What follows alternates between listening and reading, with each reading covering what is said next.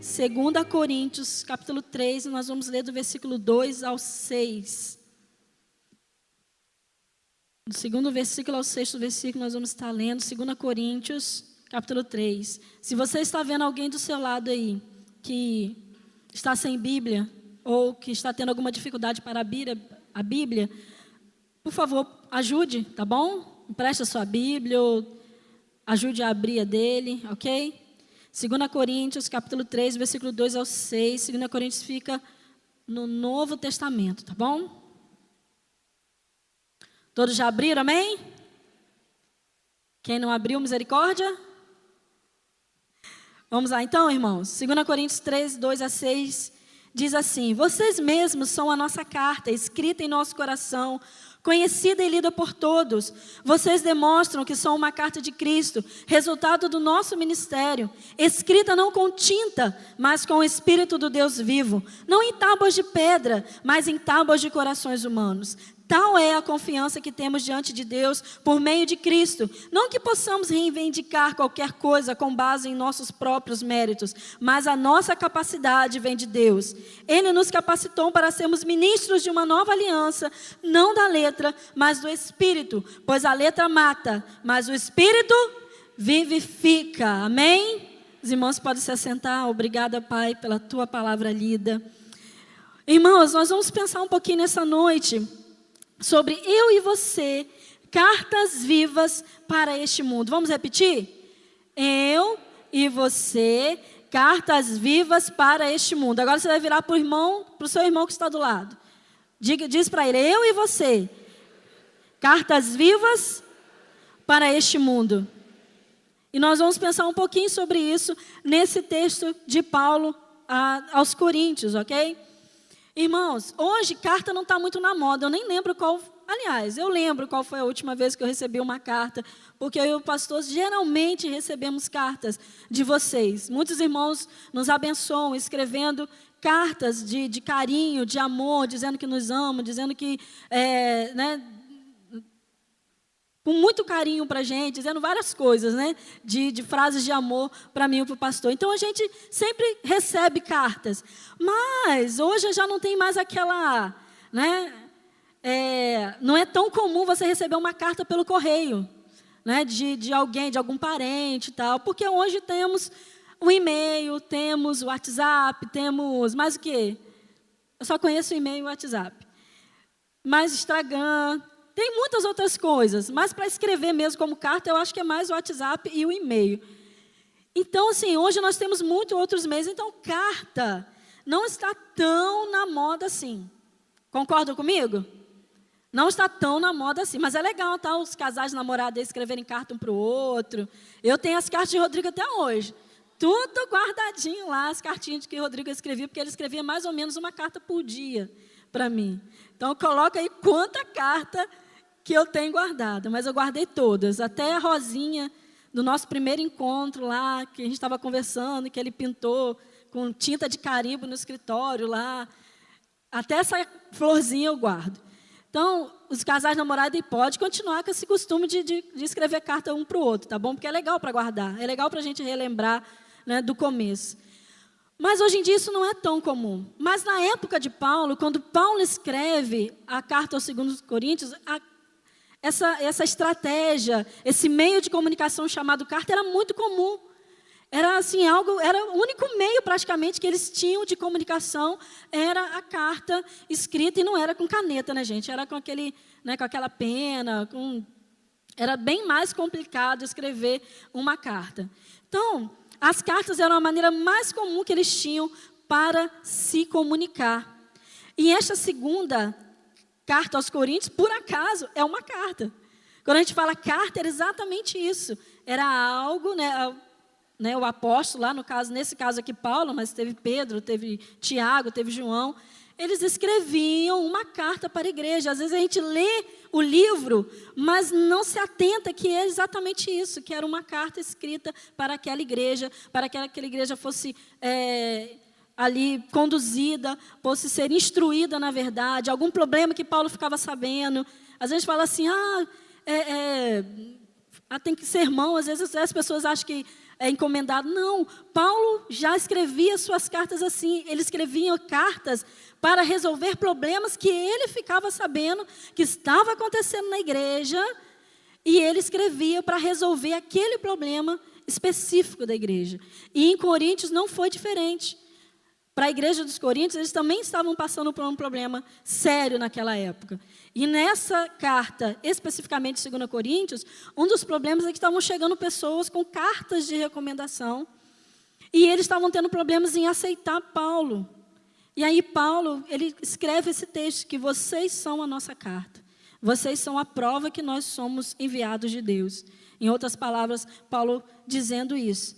Mas a questão, irmãos, que naquela época, para entregar uma carta era muito difícil. Não é hoje que o correio vai lá na sua, aquele rapaz de camisa amarela e calça azul, vai lá e entrega na porta da sua casa. Não, antigamente era muito difícil se entregar uma carta. Tinha que viajar a cavalo, ou às vezes tinha que ser a navio, ou às vezes tinha que passar pelo deserto, ou às vezes tinha que ir a pé. Então era muito difícil. Às vezes a carta nem chegava, porque às vezes a pessoa morria no meio do caminho. De tão difícil que era a comunicação naquela época, através das cartas. E as cartas eram tão importantes naquela época, que as cartas elas eram enviadas muitas vezes pelos reis, para falar sobre as leis, falar sobre decretos. As cartas também mandavam notícias para as pessoas de familiares, de amigos. E especificamente na Bíblia, foi através de uma carta que Onésimo teve seu lugar restaurado lá na casa de Filemon. Lá no Antigo Testamento, foi através de uma carta que o rei Senaqueribe colocou o povo judeu todo apavorado, porque era um exército muito poderoso, e lá o Senaqueribe manda aquela carta terrorista, dizendo que ia invadir Israel e tal, mas o povo de Israel venceu, irmãos, amém? No final, o povo de Israel que foi vencedor. Então, foi através das cartas que o evangelho foi preservado. Se os irmãos não sabem, todo o Novo Testamento, com exceção dos 4 evangelhos, foram cartas. Cartas escritas pelos apóstolos para as igrejas específicas, ou para pessoas específicas. Então, até o Novo Testamento, ele foi preservado através da escrita, cartas enviadas para mandarem notícias. Imagina lá Apocalipse, as 7 cartas, as 7 igrejas da Ásia. Como que os irmãos lá dessas 7 igrejas da Ásia estavam passando tanta perseguição, tanta dificuldade.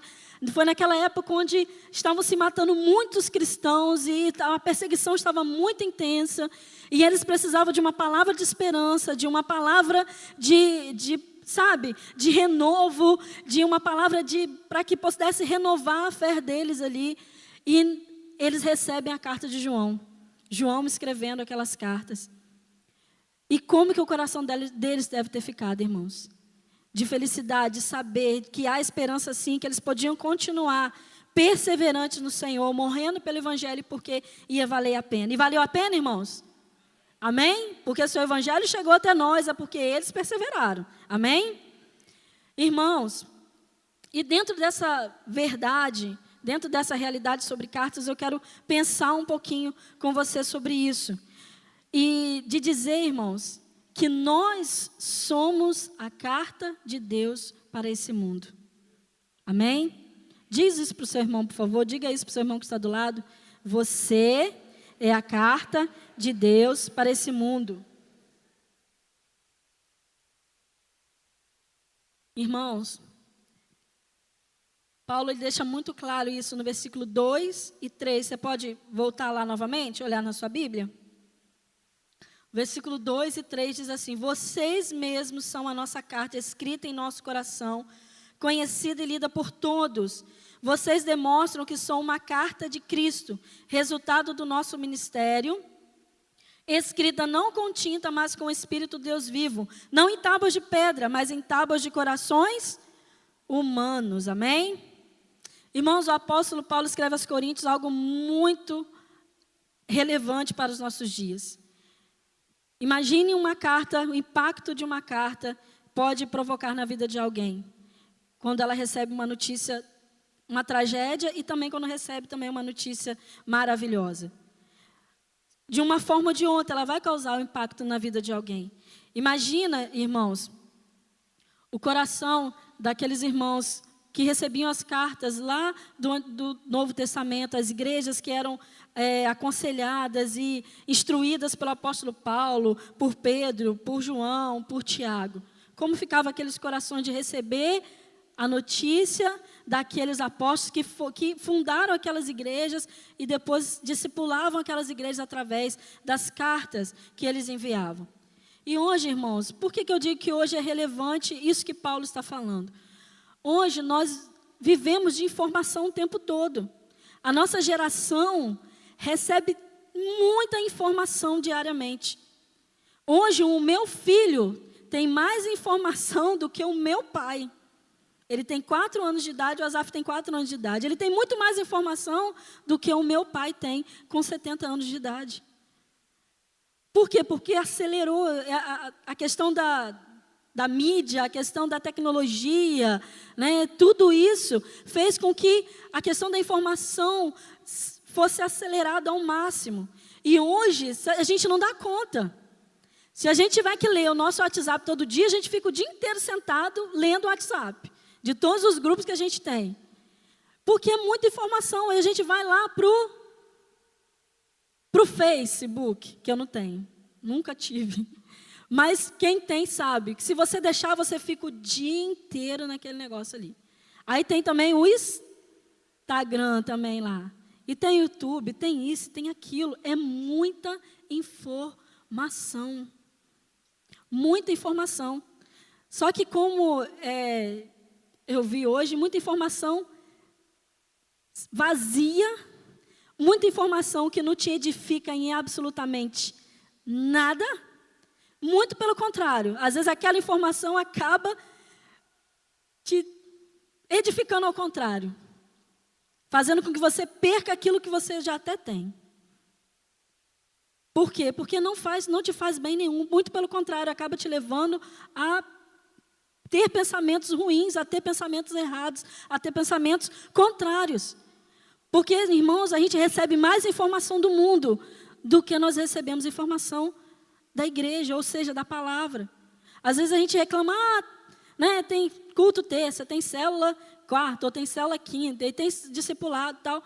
Mas se você parar para pensar, você leva mais tempo envolvido com as coisas seculares, envolvido com as coisas desse mundo, do que com as coisas do Senhor. Você recebe mais informação do mundo secular, daquilo que não te traz vida, não te traz bem nenhum, do que com as coisas de Deus, com as informações do Senhor. E isso a gente tem visto, irmão, cada dia.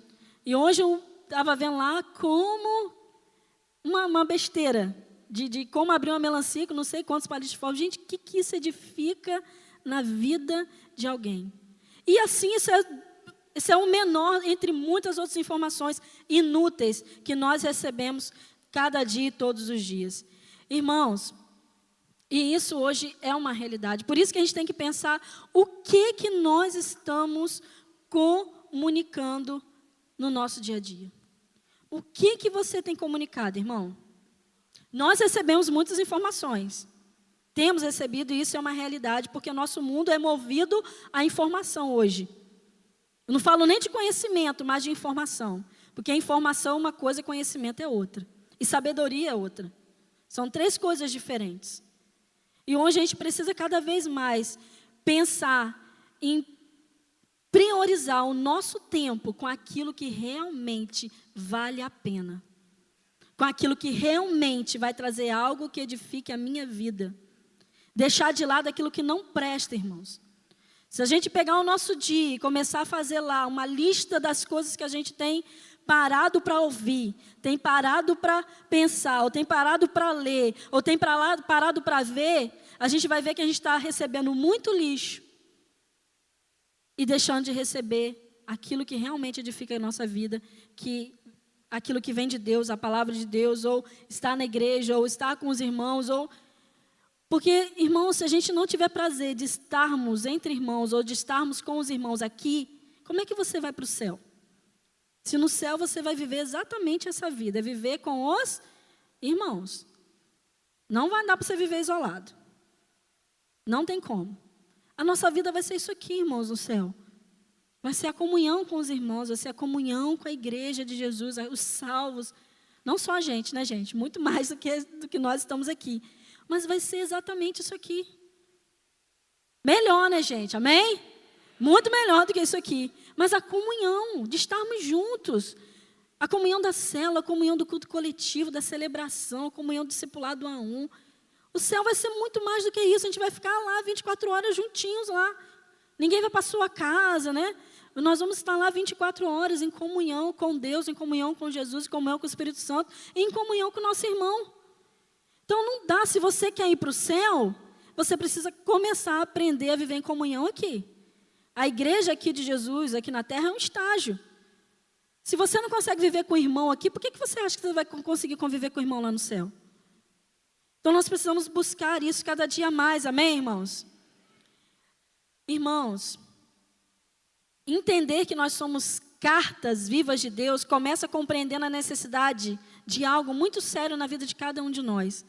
É a conversão. Se você não é convertido, você não tem como ser uma carta viva de Deus. Se você ainda não aceitou Jesus no seu coração, se você ainda não teve uma transformação de vida, se você ainda não teve um encontro com Jesus, aquele encontro com Jesus, não tem como você ser uma carta viva de Deus. E Mara, por quê? Toda carta precisa de quê? De um selo. O pessoal não está desacostumado das cartas, né? Mas quando você vai no correio, quando você vai, né, colocar qualquer coisa, a gente usa correio ainda, tá, gente? Na cidade tem um correio ali. Ali. Então, quando você vai colocar alguma coisa no correio, você tem que ter o quê? Um selo. Ela vai lá, vai carimbar, dá aquele carimbão lá, né, ou ele, e vai selar a carta. Quem é o nosso selo, irmãos? O Espírito Santo. Nós somos carta viva de Deus, selados pelo Espírito Santo. Mas Deus só vai nos selar com o Espírito Santo se eu for convertido, se eu já aceitei Jesus. Então, o selo da nossa vida é o Espírito Santo. O selo é a garantia de que aquela carta que saiu verdadeiramente das mãos de quem escreveu a carta. Ou seja, é a garantia de que eu mandei. Aquele selo é a garantia de que eu mandei aquela carta. E o selo de Deus na nossa vida, que é o Espírito Santo, é a garantia que Ele está escrevendo essa carta. Amém? É a garantia. O Espírito Santo na sua vida é a garantia que Deus está escrevendo a carta da sua vida. Ou a carta dele na sua vida. Essa é a garantia do nosso Deus. Irmãos, na época de Paulo, e mesmo antes dele, os reis, né, às vezes quem já viu filmes antigos, filmes da época lá do Antigo Testamento, ou até mesmo filmes seculares, passava aquela cerinha na carta e o rei vinha com um anel ali para selar aquela carta. Então isso era muito usado naquela época. Na época de Paulo, antes da época de Paulo, os anéis que selavam aquela cera. Então essa era a garantia de que a carta já tinha saído das mãos certas. Então, em nosso caso, para que alguém seja carta de Deus, precisa ter o selo de Deus na sua vida, que é o Espírito Santo. Então é necessário que você tenha aceitado Jesus, meu irmão. 2 Coríntios 1, 22, diz o quê?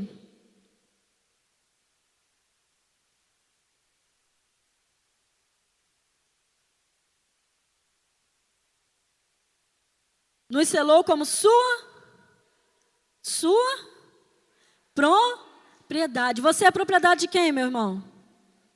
De Deus. Nos selou como sua propriedade, pôs seu Espírito em nossos corações como garantia. O Espírito Santo na sua vida, na minha vida, é a garantia de que nós somos as cartas vivas de Deus. Então, irmãos, pensar em carta é pensar que tem um destinatário, ok? E também que tem um emissor. No nosso caso, quem é o destinatário? Vamos começar pelo emissor. Quem é o emissor no nosso caso? Oi? Deus. E quem é o destinatário? Quem é o destinatário da carta? O mundo. As pessoas. Deus está escrevendo uma carta dele, a carta viva na sua vida. Você é a carta viva de Deus. Ele é o emissor, Deus. E o destinatário são as pessoas que estão ao seu redor, lendo a sua vida todos os dias. Todos os dias tem alguém lendo a sua vida. Todos os dias tem alguém observando você. O que você faz, o que você fala, a maneira como você se comporta diante de uma notícia, seja ela boa ou ruim. Todos os dias tem alguém lendo a sua vida. Um pastor amigo nosso disse que ele estava num local lá, num comércio, e ele fez uma atitude lá, mas ele fez certa. Graças a Deus, ele tomou a atitude certa naquele momento ali. E por que eu estou falando isso? Porque depois que ele tomou aquela atitude, que foi uma atitude correta, a pessoa que estava do lado falou assim: oi, pastor, tudo bem? Você é pastor lá daquela igreja. E ele tipo assim, ufa, porque naquele momento ele não conhecia a pessoa, mas a pessoa conhecia ele. E olha a leitura que a pessoa fez da vida dele naquele momento, porque ele tomou uma atitude correta. Ele fez aquilo que Deus queria que ele fizesse naquele momento, irmãos. Então, quando a Bíblia diz que somos cartas escritas por Deus, precisamos pensar que Deus é um emitente ou emissor. Ou seja, aquele que está escrevendo, e surge uma pergunta: quem é o destinatário? Que é o mundo sem Deus. O mundo, as pessoas sem Deus, são o destinatário dessa carta que somos eu e você. Irmãos, qual é a maior queixa das pessoas em relação a vir à igreja? Ou vir para a igreja? Que a princípio elas não pensam em vir para Jesus, elas pensam em vir para a igreja. Para que eu vou naquela igreja se fulano é pior do que eu? Para que eu vou naquela igreja se fulano age assim, assim, assado? Enquanto fulano estiver naquela igreja, eu não vou naquela igreja. Por quê? Pelo mau testemunho. Pelo péssimo testemunho de alguns que se dizem convertidos. Ou seja, essas pessoas não estão sendo uma carta de Deus, estão sendo uma carta do diabo. Estão sendo cartas usadas pelo diabo. Porque a nossa vida, irmãos, vai ser escrita ou por Deus ou pelo diabo. Está sendo escrita todos os dias. A questão é, está sendo escrita por Deus ou pelo diabo? E as pessoas, elas veem isso, irmãos. As pessoas, elas, infelizmente, elas observam principalmente o crente. Você não é crente? Como é que você está fazendo isso? Não é isso que às vezes a gente ouve? Muitos falarem: você não é crente? Por que você está agindo assim? Critica por sermos crentes, mas também criticam quando fazemos algo de errado. Por quê? Porque nós somos cartas vivas de Deus. A gente não pode vacilar no nosso testemunho. Pecado na nossa vida precisa ser acidente, não pode ser algo frequente. Não pode ser algo de todo dia. Não pode ser descuido nosso. Jesus disse que nós precisamos primeiro o quê? Vigiar e depois orar. Vigiai. Vigie o seu testemunho, vigie o que você está falando, vigie com quem você está andando, vigie o que você está fazendo, como que você está se portando com as pessoas. Irmão, nós precisamos vigiar. O nosso testemunho é a carta viva de Deus. As pessoas precisam ver Deus em nós, ler Deus em nós. A questão é se nós estamos realmente sendo essas cartas vivas de Deus. Então, a maior queixa das pessoas é essa, a questão do testemunho de muitos que se dizem cristãos e acabam se tornando resistentes ao Evangelho. Porque, como o pastor já disse aqui várias vezes, ninguém se decepciona com o sistema. Pessoas se decepcionam com pessoas. Ninguém vai sair daí, não gosto da igreja, não sei o quê. O que aconteceu? O que aconteceu? Fulano. Sempre vai ter alguém. As coisas não acontecem sozinhas. As coisas acontecem através de pessoas. É a palavra, é o ato de alguém, é a atitude de alguém. É a falta de paciência de alguém, é a falta de amor de alguém. Então nós precisamos vigiar, irmãos. A conversão das pessoas passam também pelo testemunho, pelo nosso testemunho de vida. O grande pregador Moody disse o quê, irmãos? Coloca aí na tela para a gente.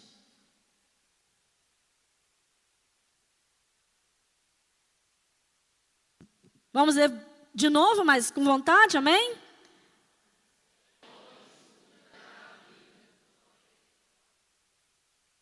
Amém?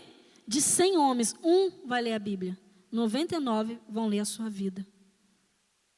99 vai ver se realmente aquilo que você está dizendo é verdade na prática da sua vida. E Jesus nos alertou várias vezes para isso, para o testemunho. Irmãos, tem muitas pessoas lendo a sua vida, lendo a minha vida. A gente não sabe, porque a gente vive o dia a dia, né? A gente nem percebe, a gente não se preocupa com isso. Mas tem muitas pessoas lendo a nossa vida diariamente. Irmãos, o que as pessoas à sua volta têm lido na sua vida? Pensa um pouquinho.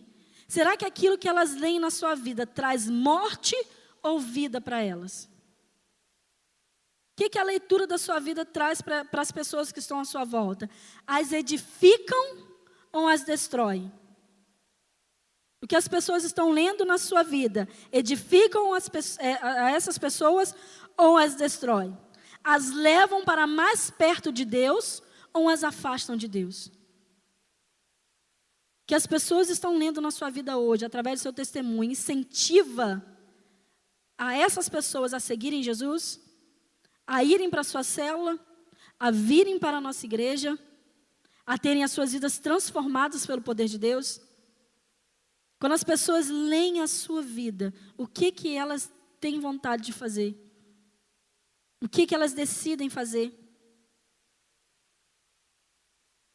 Jesus disse em Mateus 18:6. O que Jesus disse, irmãos? Vocês podem ler.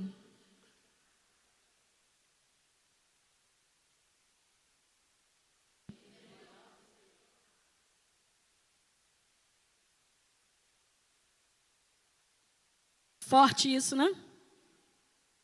Forte isso. Se aquilo que as pessoas estão lendo na sua vida a fazem se afastar de Deus, é melhor você pegar uma pedra, uma corda, amarrar numa pedra, amarrar no seu pescoço e se jogar lá no rio. No Rio do Norte não, que é muito raso. Pode ser outro rio mais fundo. Porque é verdade. Porque é isso que Jesus falou aqui. Se afogar nas profundezas do mar. Irmãos, isso é muito sério, porque testemunha é coisa séria. Então comece a refletir sobre qual é a leitura que as pessoas estão fazendo da sua vida. O que elas estão lendo na sua vida? O único livro sagrado que o mundo lê é a sua vida. Irmãos, se nós temos dificuldade de ler Bíblia, imagina quem não se converteu ainda. Você acha que eles leem? O que vocês acham? Vocês acham que as pessoas do mundo aí fora lê Bíblia todo dia? Vocês acham que lê? Não. Se para a gente é uma luta, né? A gente tem que lutar contra o nosso eu todos os dias para estar buscando na palavra de Deus. Imagina para aquelas pessoas.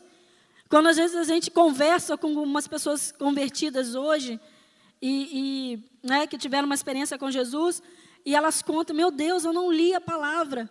Como que eu nunca tinha visto isso? Como que eu nunca tinha olhado dessa forma? Como que eu nunca tinha lido isso na Bíblia? Por quê? Porque eu nunca tinha lido Bíblia. Nunca tinha pego a Bíblia para ler, para ver essas verdades.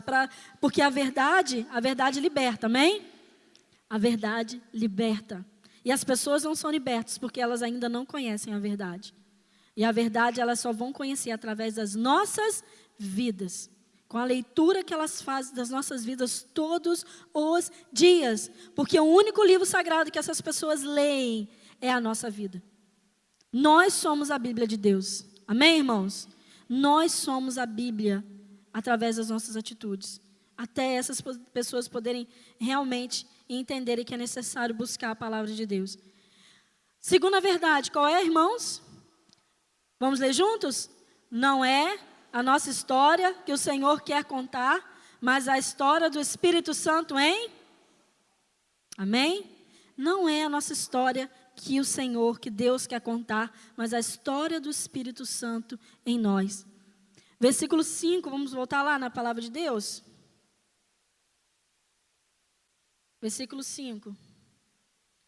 Não que possamos reivindicar qualquer coisa com base em nossos próprios méritos, mas a nossa capacidade vem de Deus.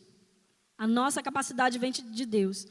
Então, uma outra verdade que Paulo nos passa nesse texto, irmãos, é a respeito da nossa capacidade, ou melhor, da capacidade que nos é dada pelo Espírito Santo de Deus. Nós não podemos pensar de nós a mais ou além daquilo que realmente somos. Nós precisamos nos colocar no nosso lugar, no nosso verdadeiro lugar. Nós não podemos pensar, irmãos, que nós podemos deixar da mão de Deus um pouquinho só. Porque nós somos totalmente dependentes de Deus. Totalmente dependentes de Deus. Isso é bem interessante, porque a nossa capacidade vem toda de Deus. Completamente de Deus. E não é pelos nossos méritos que as pessoas vão ser tocadas, irmãos. Mas pelo poder de Deus, o Espírito Santo. Porque é Ele quem está escrevendo a carta nas nossas vidas. É o Espírito Santo que está escrevendo a carta de Deus na minha vida e na sua vida. Não somos nós, a capacidade não é nossa, a força não é nossa, o poder não é nosso. Nós somos apenas instrumentos de Deus e amém por isso, graças a Deus por isso. Porque quando nós tentamos fazer as coisas pelas nossas próprias forças, primeiro, não vai dar certo. Segundo, não vai dar em nada. Nós vamos nos cansar à toa. Nós vamos nos desgastar à toa. Mas, irmãos, infelizmente, para o mundo é o contrário. A capacidade está no homem. O conhecimento está no homem. O poder está no homem. O poder está no dinheiro. O poder está naquilo que você estuda, naquilo que você busca. Porque o diabo tenta nos convencer o tempo todo do contrário. Deus diz que a nossa capacidade vem de quem?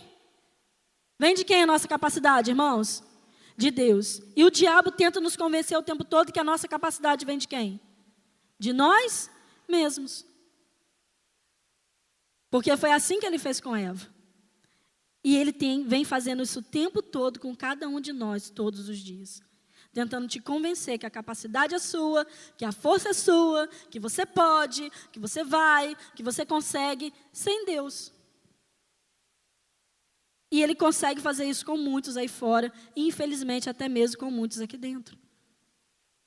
Achando que nós podemos alguma coisa sozinhos. Jesus disse que sem Ele nada nós podemos fazer. E nada é nada, irmãos.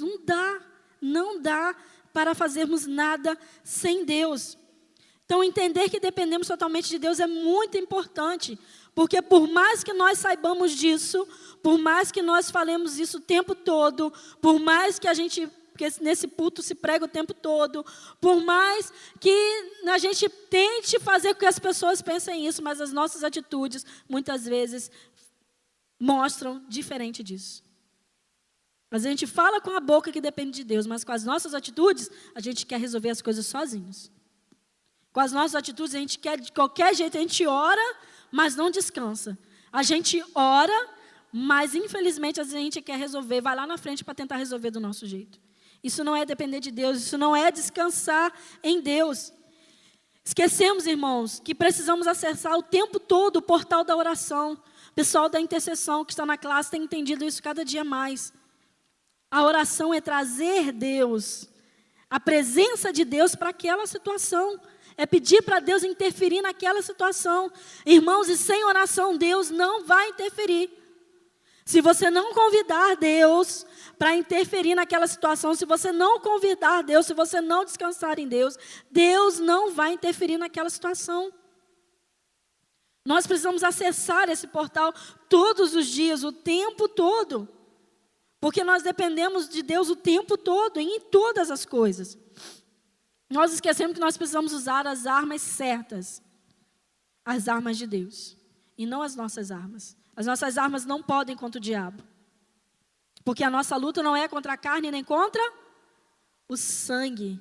Não é contra o físico. É contra potestades, é contra principados, é contra demônios, é contra o próprio diabo. Então a sua arma física, a sua arma fraca em você não tem como vencer o diabo. Não tem como, irmãos. É impossível você vencer nessa vida sem Deus. Porque muitos estão tentando vencer com as suas próprias mãos, com as suas próprias armas, mas é impossível. Nessa segunda carta mesmo de Paulo aos Coríntios, no capítulo 4, versículo 7, diz o quê, irmãos?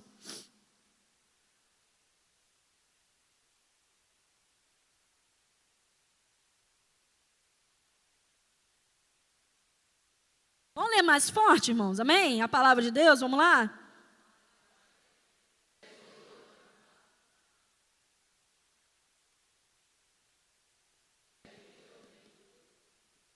Amém? Quem é o vaso de barro? Fala assim, eu. Eu sou o vaso de barro. Não tem poder nenhum em mim, não tem beleza nenhuma em mim, não tem nada em mim. Tudo provém de Deus. O tesouro vem de Deus. Ou seja, o poder vem de Deus, mas nós somos tentados todos os dias, o dia todo, a nos esquecermos disso. Irmãos, na palavra de Deus, todos os maiores homens da Bíblia, todos que foram usados por Deus, eles quebraram o seu orgulho, eles abaixaram a cabeça deles, eles acessaram o portão da oração, eles dependeram totalmente de Deus. Todos, sem exceção. Noé, Abraão, Josué, Davi, Paulo, Daniel, todos, sem exceção, todos dependeram totalmente da graça de Deus.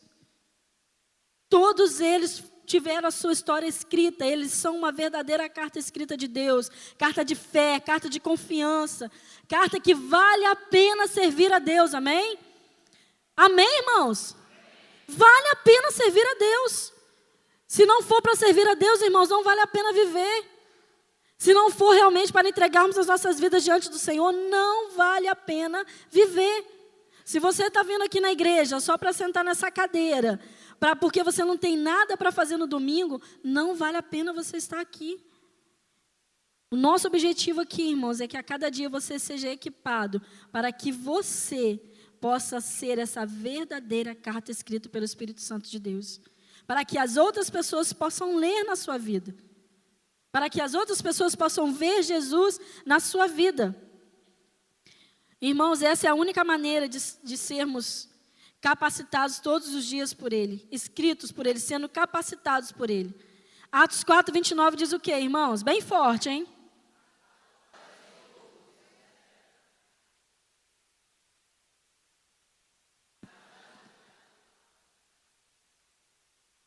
Quem está fazendo essa oração?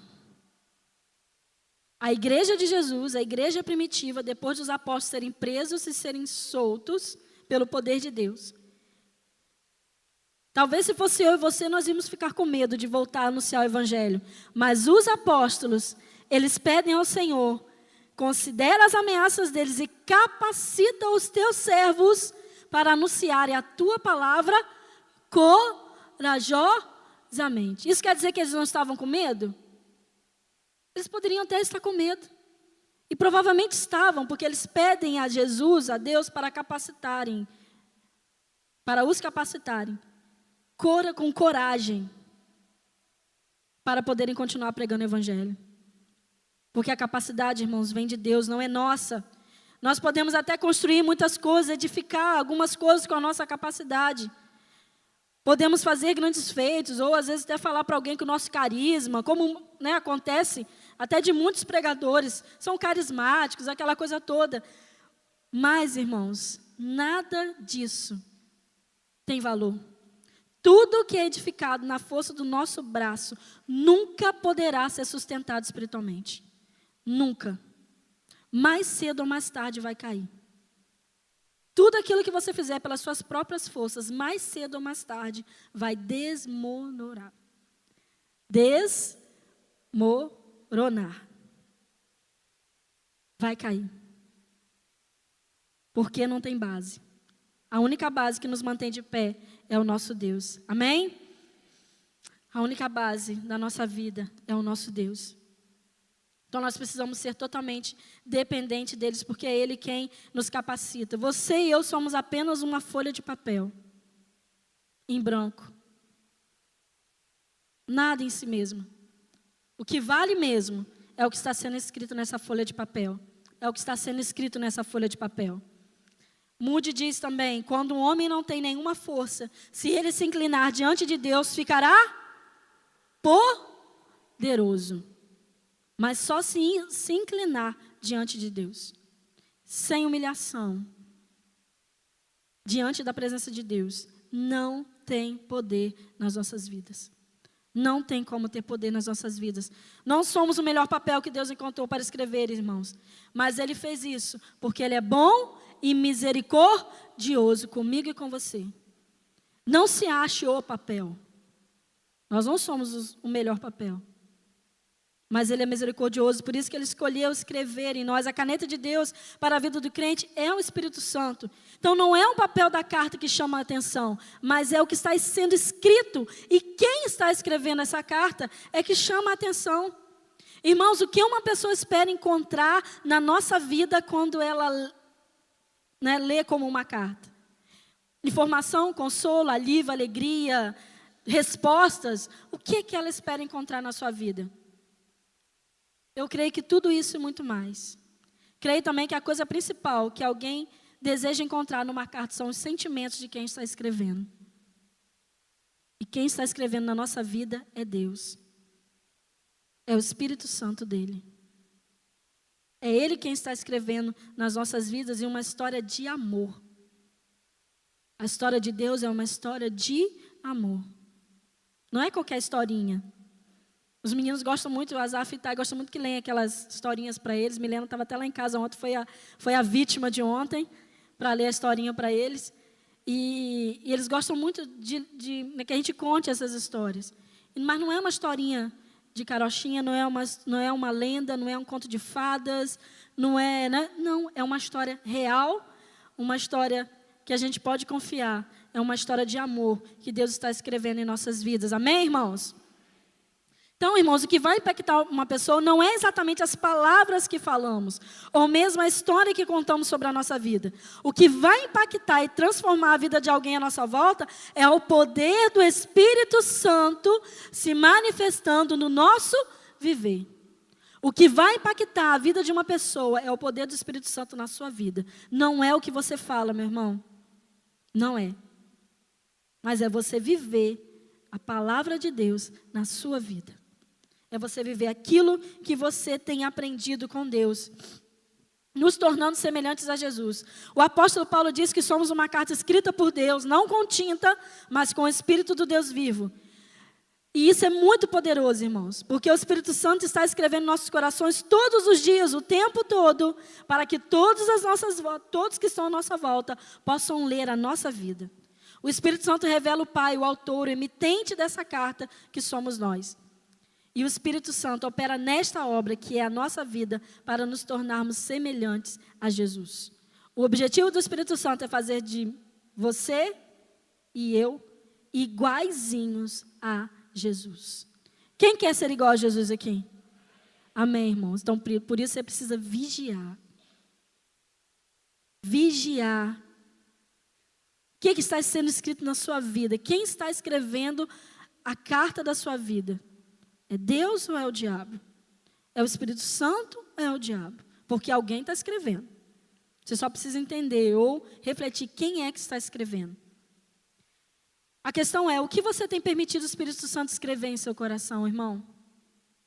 A história de Deus está sendo contada através da sua vida. As pessoas podem olhar para a sua vida, as pessoas podem ler a sua vida e dizer, não, Jesus é real, Jesus é vivo, Jesus veio a este mundo em carne, se transformou em homem, morreu numa cruz, ressuscitou, e Ele está conosco hoje. Existe um céu, existe uma promessa, que Ele vai voltar. Será que as pessoas podem ler isso na sua vida? Vale a pena, é real, é verdade? Porque é isso que Jesus espera, que o Espírito Santo espera que as pessoas leiam na sua vida. Não simplesmente que você faz parte de um clube. Igreja não é clube. Igreja não é isso. Igreja é o corpo de Cristo nessa terra. Só que muitos vêm para a igreja pensando que igreja é só mais um lugar para você estar. Não é isso, meu irmão, minha irmã. Não é isso. Igreja vai muito além do que isso, muito mais além do que isso. Então, quando você testemunha, o que aparece mais? Você e a sua capacidade ou Deus e o seu Espírito? Você tem recebido a glória pelas suas mudanças em conquista ou é Deus quem está sendo glorificado através da sua vida?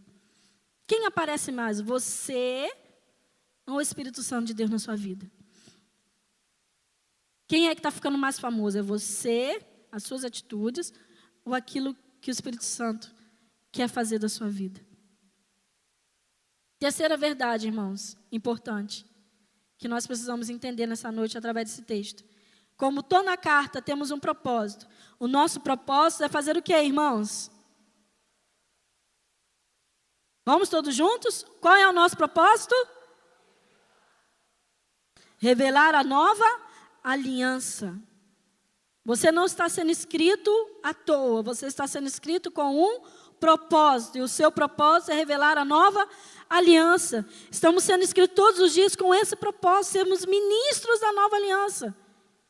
Revelarmos a nova aliança. Agora, o que significa isso?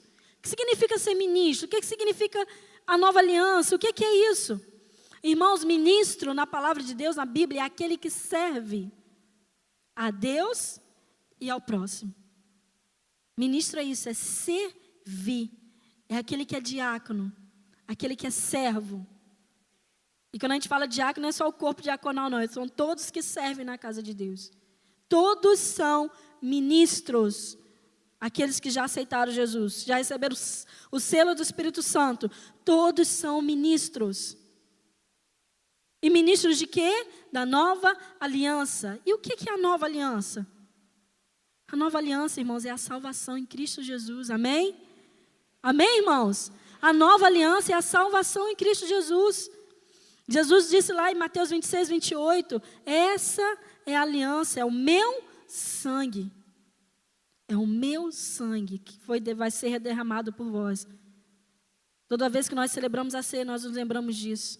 A nova aliança, feita não com papel, não escrita em pedras, como foi na época de Moisés, mas escrita com sangue, e o sangue de um inocente, o sangue de Jesus Cristo. Então, nós somos ministros dessa nova aliança. Então, sermos ministros da nova aliança, irmãos, é servirmos como testemunhas vivas do Evangelho de Deus aqui nessa terra. Especificamente aqui nessa cidade, na cidade de Boa Esperança. Amém, meus irmãos? Vocês são esses ministros, amém? Receba isso em nome de Jesus. E para sermos esses ministros, irmão, nós precisamos ser essa carta escrita, capacitada por Deus, para que o mundo veja o quanto Deus os ama, para que Boa Esperança possa ver o quanto Deus os ama. E as pessoas do mundo só vão ver isso, que Deus os ama, através das nossas vidas. Ele conta comigo, Ele conta com você. Ele conta conosco, Ele conta com a igreja deles. Muitos até querem ignorar isso, irmãos, mas não dá para viver uma vida em Cristo, uma vida com Cristo, sem vermos essa realidade que cada um de nós somos ministros da nova aliança. Senão isso não é vida com Cristo, é só vir ao clube, é só vir passear. Se você não tem vivido essa vida de ser ministro do Senhor nesse tempo, aqui nessa cidade, na cidade de Boa Esperança. Temos essa grande responsabilidade, pois esse é o nosso ministério. Não dá para ignorar isso, meus irmãos. Pois essa nova aliança não é da letra, mas sim do Espírito. Ou seja, não é algo humano, é algo divino. É algo sobrenatural, algo que vai muito além de nós. E não podemos ignorar o fato de que a igreja dita o clima espiritual do lugar onde ela está. A igreja de Jesus dita o clima espiritual da cidade onde ela está inserida. Qual é o clima espiritual da nossa cidade, irmãos?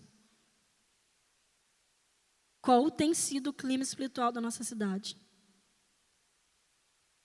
Nós estamos o tempo todo falando aqui de ganhar boa esperança para Jesus, amém? Amém, irmãos? Tempo todo nós falamos disso aqui, ganhar boa esperança para Jesus. E como que nós vamos ganhar boa esperança para Jesus?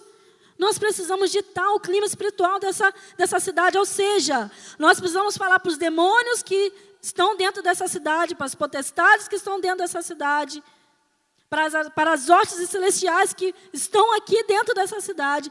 Nós precisamos dizer para eles que quem manda nessa cidade é Deus, é Jesus, e não eles. Nós precisamos, irmãos, de uma vez por todas, tomar posse da cidade de Boa Esperança para Jesus.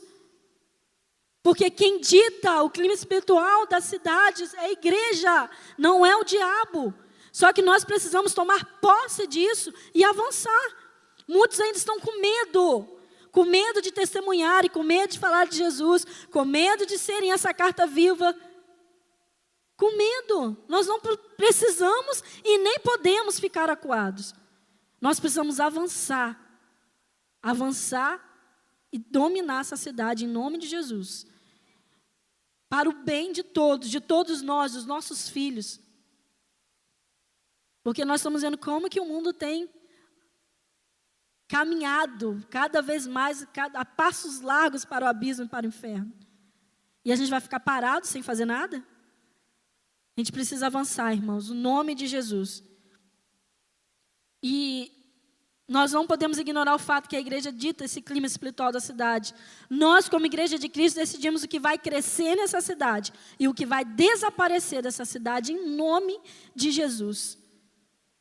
Nós precisamos ditar isso. O que vai crescer nessa cidade? Amor, lealdade. Amém, irmãos? Vocês não concordam comigo? Amor, lealdade, vai crescer fidelidade, vai crescer solidariedade. Fala mais coisas que vai crescer aqui em Boa Esperança, irmãos. Profetiza em nome de Jesus. Pode falar. O que é que vai crescer mais aqui nessa cidade? Amém. E muito mais da parte de Deus.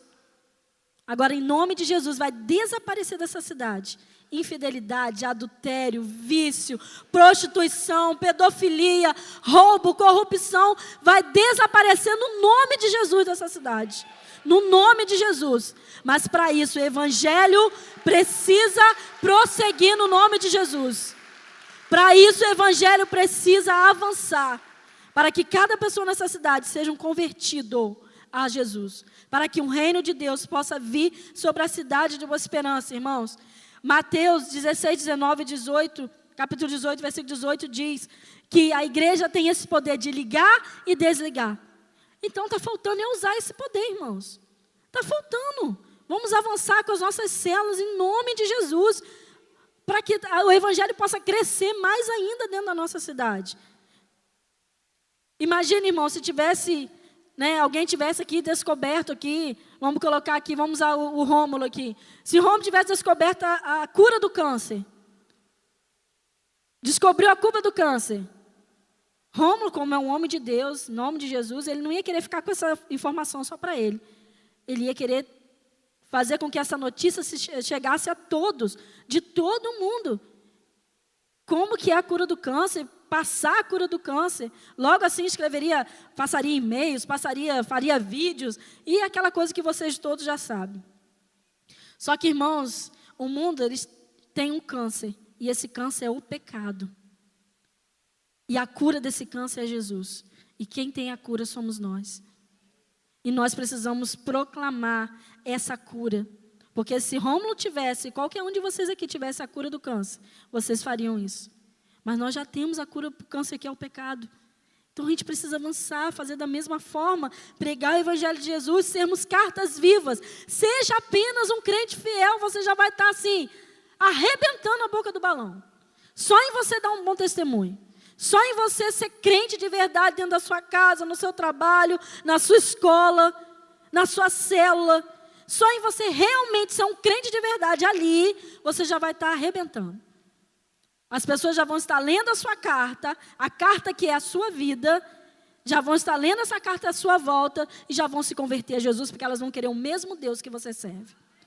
Elas vão querer servir ao mesmo Deus que você serve. Então procure ser, pelo menos, um crente que tem um bom testemunho.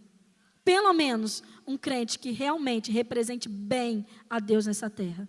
Em nome de Jesus. Irmãos, a nova aliança diz que há salvação para o pecador arrependido. Essa é a boa nova que nós, como cartas vivas de Deus, precisamos anunciar. Somos ministros da nova aliança. Aleluia? Amém, irmãos? Mas a questão é, você tem sido esse ministro? Você é a carta que está sendo escrita por Deus? Será que você tem sido essa carta realmente que o Espírito Santo tem escrito todos os dias?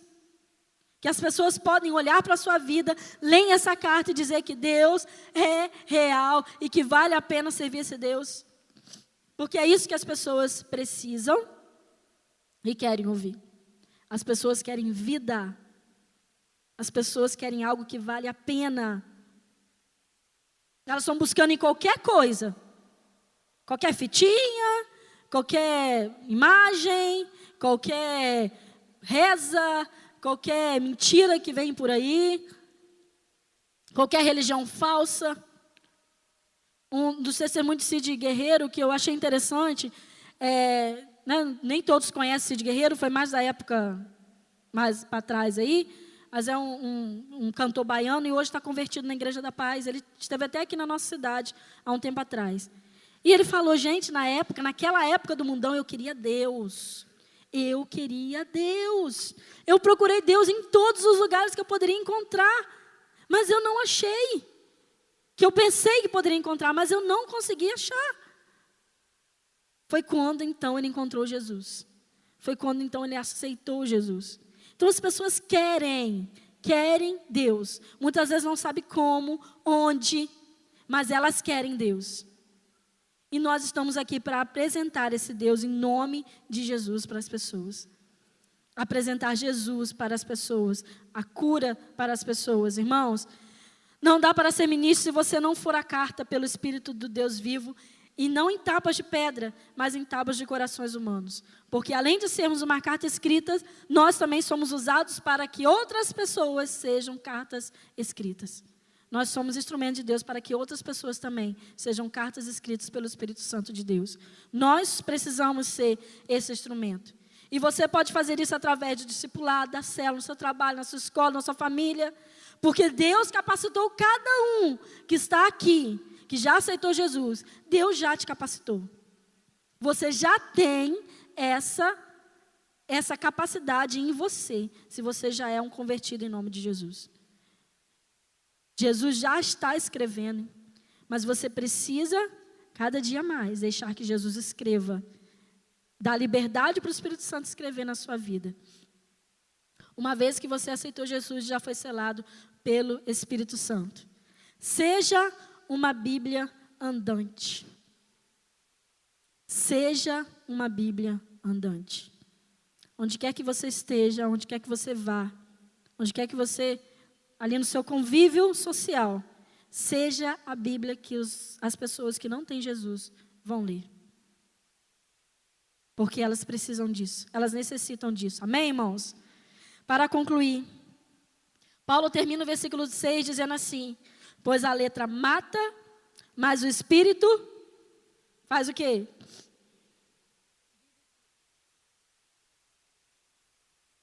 O que Paulo quer dizer com isso, irmãos? Paulo era judeu, então ele vai se referir várias vezes ao Velho Testamento, ao Antigo Testamento. E nesse caso, Paulo ele se refere à lei de Moisés.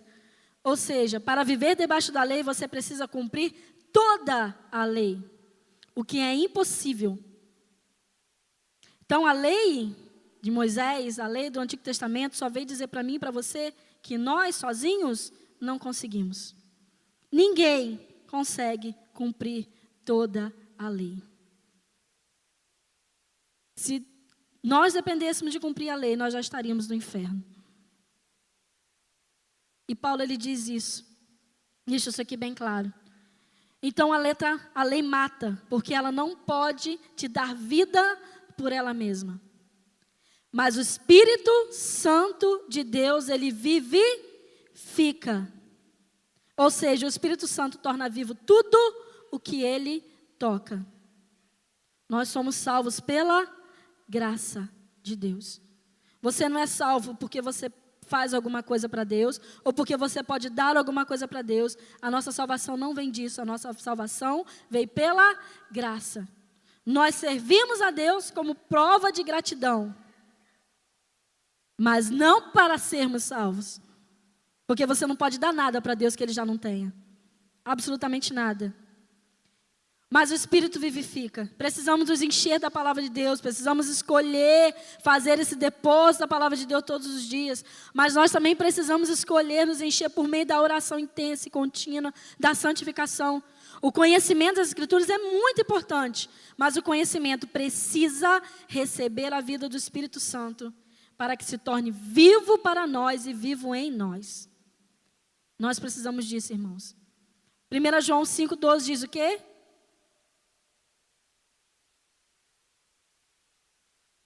Não tem a vida. E essa vida aqui é o Espírito Santo. Em essa fusão nos fará verdadeiras cartas vivas. Bíblia, oração, busca pelo Espírito Santo de Deus, para que Ele continue escrevendo nas nossas vidas todos os dias a história de amor de Deus, para que o mundo possa ler essa história todos os dias das nossas vidas. Amém, irmãos? Podemos aplicar essa verdade à nossa vida entendendo o seguinte: do princípio da letra mata, o Espírito vivifica. Não é o tanto que recitamos a Bíblia, ou o fato de a carregarmos, mas o que vai impactar as pessoas é a vida que vivemos em Cristo. É o tanto que o Espírito está operando em nós. Amém?